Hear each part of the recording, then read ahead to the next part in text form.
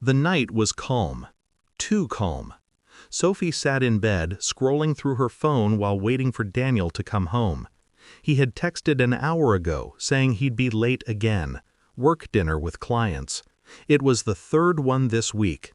She sighed, setting her phone down, staring at the empty side of the bed. 7 years of marriage, and lately it felt like she was living with a stranger. When Daniel finally walked in, it was almost midnight. He smelled faintly of perfume, not his usual cologne, something floral and soft. "Hey," she said quietly. "Hey," he replied, barely looking at her. "How was work?" "Long. I'm exhausted. Let's talk tomorrow, okay?" He kissed her forehead and went straight to the shower. She wanted to ask more, but something in her told her not to. The silence between them that night was heavier than any argument.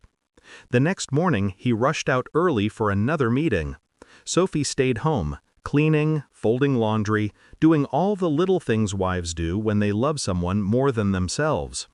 When she reached the bedside table to dust, she noticed Daniel's phone. He'd forgotten it. She hesitated, her heart racing, then picked it up. It was unlocked. At first, she didn't want to look, but curiosity, or maybe pain, made her open his photo gallery. That's when she saw it. A picture he'd tried to delete but hadn't cleared from the recently deleted folder. The photo was simple. Daniel sat at a restaurant, smiling. His hand was gently holding another woman's hand across the table. A glass of wine glimmered beside them. The woman's face was turned slightly, laughing, glowing. Sophie stared at the screen. Her chest tightened, her breath catching. She zoomed in. The bracelet on the woman's wrist, she'd seen it before. Daniel had bought it 2 weeks ago. He said it was a gift for a client. Now she knew the truth. Her fingers trembled as she placed the phone back. The world around her felt blurry. The room, the light, the air. Everything hurt. But she didn't cry. Not yet.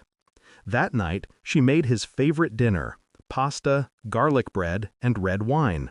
She smiled as he walked in, pretending everything was fine. "Wow," he said, surprised. "This looks amazing." "You've been working hard," she replied softly. "You deserve it." He smiled, sat down, and started eating. And as he did, Sophie looked at him. Really looked at him. The man she once couldn't imagine her life without now felt like a stranger in her kitchen. Later that night, after he'd fallen asleep, she picked up his phone again. The photo was gone now, deleted completely this time, but she had already seen enough. The next day, Sophie decided to see for herself. Daniel had mentioned another late work meeting, so she followed. Her heart pounded as she parked near a small cafe downtown, the same one from the photo. And there he was, Daniel, sitting at the same corner table, across from the same woman. They laughed, leaned close, shared smiles Sophie hadn't seen in years. And that's when it hit her. It wasn't just cheating, it was connection, the kind that used to be hers. She waited until their food arrived, then stepped out of the car. Her heels clicked softly against the pavement as she approached. Daniel looked up and froze. The color drained from his face. "Sophie," he stammered, I can explain." She cut him off, placing his phone on the table, the photo open on the screen. "You missed one," she said quietly, "the one you forgot to delete." The woman looked away, embarrassed. Daniel's mouth opened, but no words came out. Sophie leaned closer, her voice calm and steady. "I would have forgiven you if you were unhappy.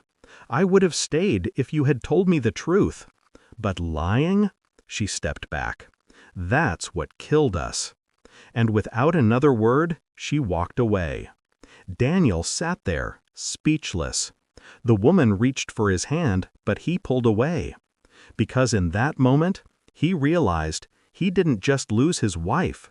He lost the only person who ever believed in him completely. Sophie drove home, her hands trembling on the steering wheel. Tears streamed down her cheeks, but for the first time, she didn't stop them.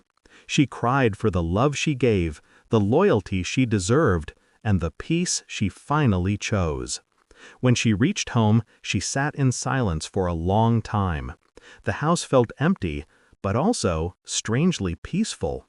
She whispered to herself, "Maybe it's not about finding someone who never lies. Maybe it's about finding the courage to stop believing them." The next morning, Daniel came home early. He found his key on the counter beside a note in Sophie's handwriting. It read, "You don't lose someone by accident. You lose them when you think they'll never leave." He sank into the chair, his hands shaking, tears filling his eyes. He wanted to call her, to beg, to explain, but there was nothing left to explain. The photo he tried to delete was gone from his phone, but not from his life. Because some mistakes don't fade. They stay burned into memory forever. The truth always finds its way out, even if you try to delete it. If you found a photo like that on your partner's phone, what would you do? Confront them, forgive them, or just walk away?